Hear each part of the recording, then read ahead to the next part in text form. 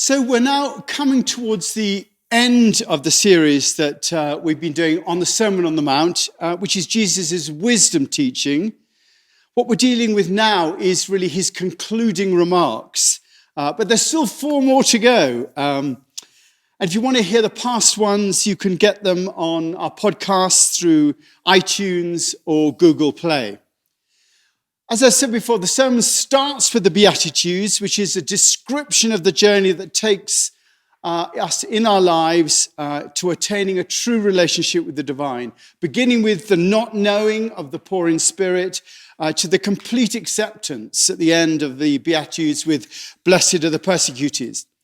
Jesus then makes some comments about the importance of the work in the salt and light passages and shows us the way that the kingdom works, the idea of a law that comes from a non-dual perspective, where there is no distinction between heaven and earth.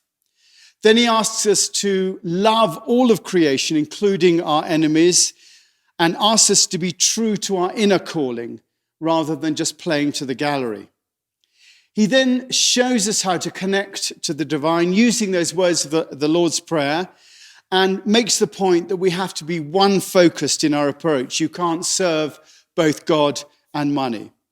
So through the sermon, Jesus is giving us pointers about what living in that kingdom of heaven means. It's a how-to of living a life filled with love, a philosophy of how to live our lives more skillfully. So having done that, he then goes on to focus on the importance of keeping our minds in check. We looked at that command, do not worry. And then last week, we addressed the whole idea of judgment, of having absolute trust in the universe of which we're a part. And Jesus now says, ask and it will be given to you. Seek and you will find. Knock and the door will be open to you. For everyone who asks receives. The one who seeks finds. And the one to who knocks, the door will be opened. Which of you, if his son asks for bread, will give him a stone? Or if he asks for a fish, will give him a snake? If you then, though you're evil, know how to give good gifts to your children, how much more will your Father in heaven give you good gifts if you ask him? So in everything, do unto others what you would have them do to you. For this sums up the law and the prophets. So having laid out the terms that show how to relate to our lives through our relationship with the divine nature, Jesus is in this passage really just saying, go for it. At first glance, it might look like he's saying that you can have whatever you want just by asking for it. That Tesla, that house on Starwood, the perfect partner, complete immunity from the coronavirus. But the Greek word that's used here for the word ask is aitio. It actually means to beg, to call for, to crave, to desire, to require. And I think Jesus is talking out of the context of what's gone before. All the conversations that have gone before, he's relating to that. He's not talking about our desire for a Tesla. He's addressing our fear that we'll not be able to reach that place of serenity in our lives that he's been speaking about.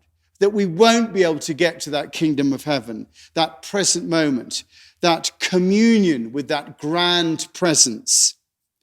Our minds doubt that it's possible. We carry on with our worries, with our judgments, with our dysfunctionality, with our anger, with our fears. And we think, this is never going to happen. It's just too idealistic. And he's saying, having gone through all of the stuff that you can have, he then says, no, go for it.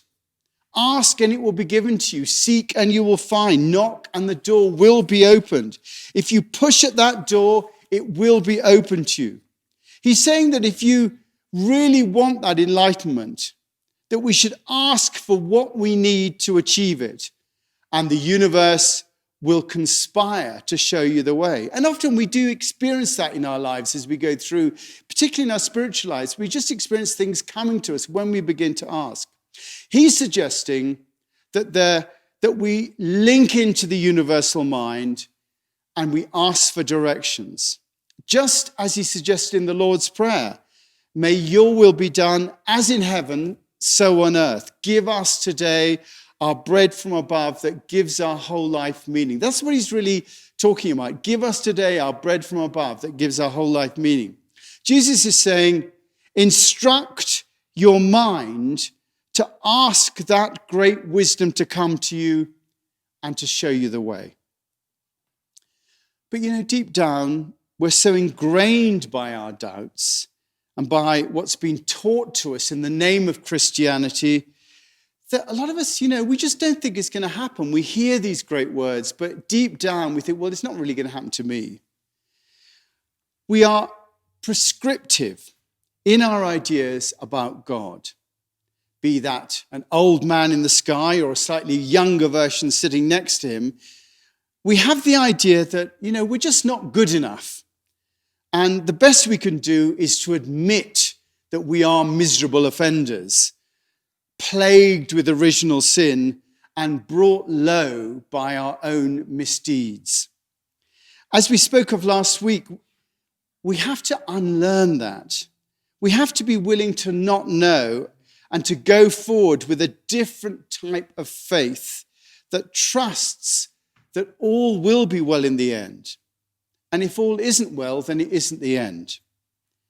Robert Kennedy, who came here a while ago, he put it beautifully, the Zen master. He said, it is faith that demands the destruction of what faith built.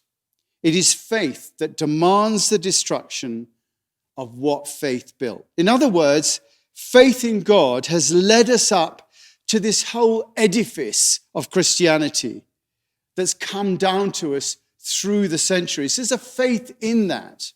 But what Jesus is really saying is that we have to be poor in spirit. For him, it was about Judaism. We have to be poor in spirit. We have to admit that we really don't know. And we have to have the faith to pursue that relationship with the divine nature at the heart of all things, even if it doesn't conform to our ideas about what it should look like. We have to have the faith to let go of what we think God is to discover the true nature of that divine being. It is faith that demands the destruction of what faith has built. So don't be afraid to push the door, even if everything is telling you that it's futile and that you're not worthy. For everyone who asks receives, the one who seeks finds, and to the one who knocks the door will be open.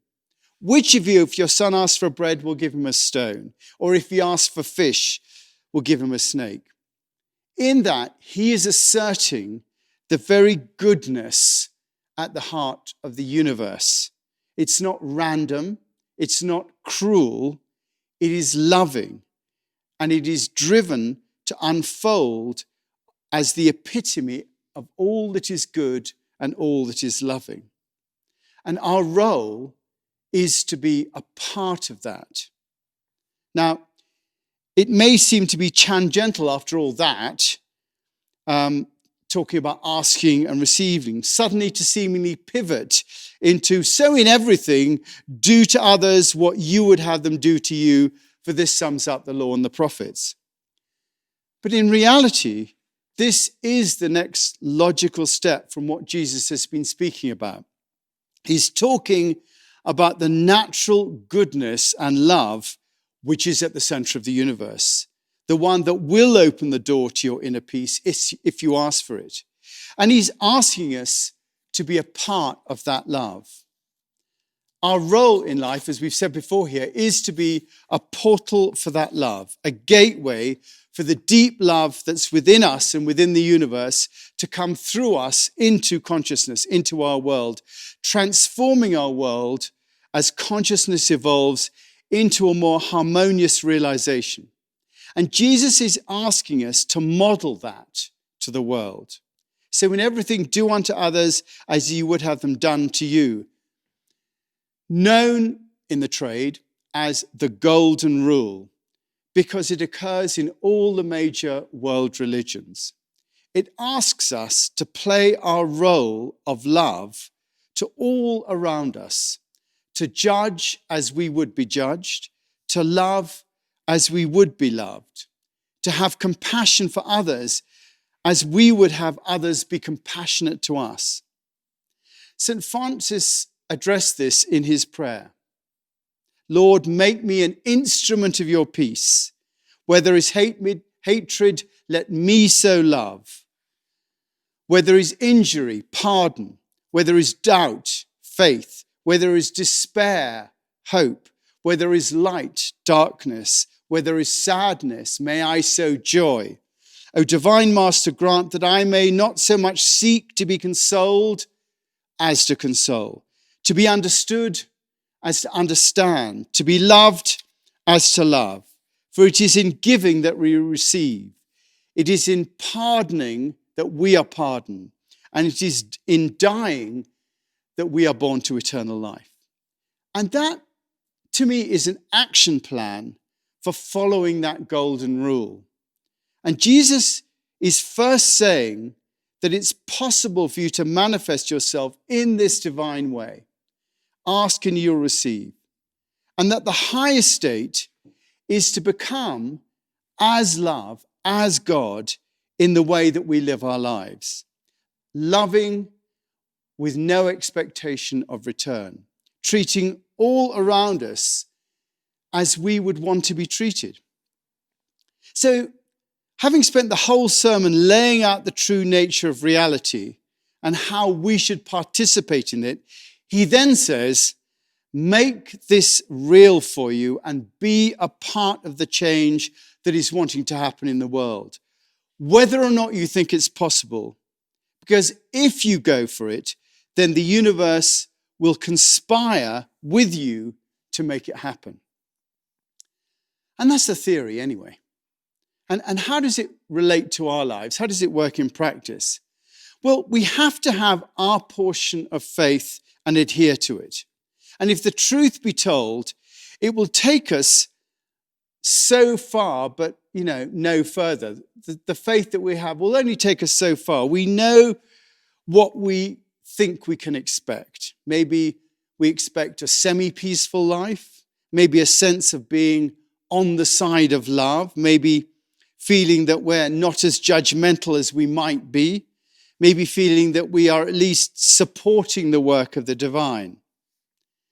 However, the faith we have will only take us as far as what we have faith for, as far as our minds can envision us going.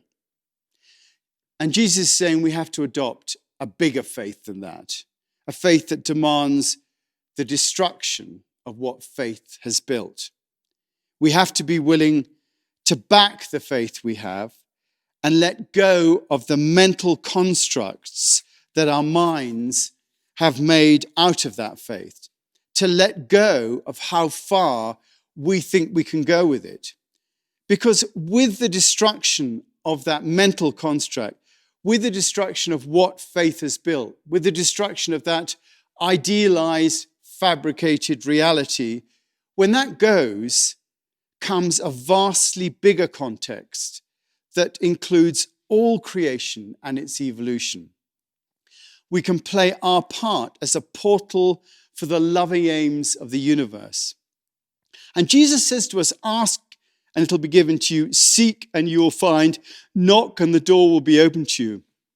And to ask is to invite the universe to come and to show us the way. And this means that our lives have to become full of meaning. What was previously a small and little life, lived in the shadows of our doubts, becomes a vast and mighty work, lived out of the potential within our souls. And the difference between the two is the difference between living out of the potential of the universal mind as opposed to the limitations of the rational mind. All our actions become filled with a latent potential because they are done in the knowledge that there is a greater doer acting through us, a greater agent acting through us rather than us acting on our own. It transforms all the ordinary things we do every day into something extraordinary, because we're doing them in the name of creation rather than just because they're a good idea. And the only thing that stops us is the limitations of our rational minds, the way that our rational minds put those limitations on who we are and the role that we can play. Because Jesus says, everyone who asks receives, the one who seeks finds, and the one who knocks, the door will be opened. Are we really asking? Are we really knocking? Or are we going through the motions? To really ask is to consider that each of us might have meaning beyond that which we can imagine. That what we're doing here can have import way beyond just being a small chapel in a mountain town. It's all down to our willingness to do the knocking and to do the asking. Then we can truly fulfill the law of the prophets, which is to do unto others what you would have them do to you, to be a part of life's longing for itself, to enable those around us to fulfill their desire for meaning, to open the eyes of those who wish to see and the ears of those who wish to hear. Amen. Yes. Great. So any thoughts on what I was talking about? Well, what strikes me from all of that is what you said this is to see that instruction in a way of art, of asking, to see that within the whole context of the whole Sermon on the Mount, everything we've been hearing over these last weeks, and to put it in that context, and then just to ask ourselves, like, what do I long for? What do I want? And just to ask and expect. And I feel like sometimes we don't ask for fear of being disappointed. Like we settle for less. Yeah. For fear of not getting what we really want.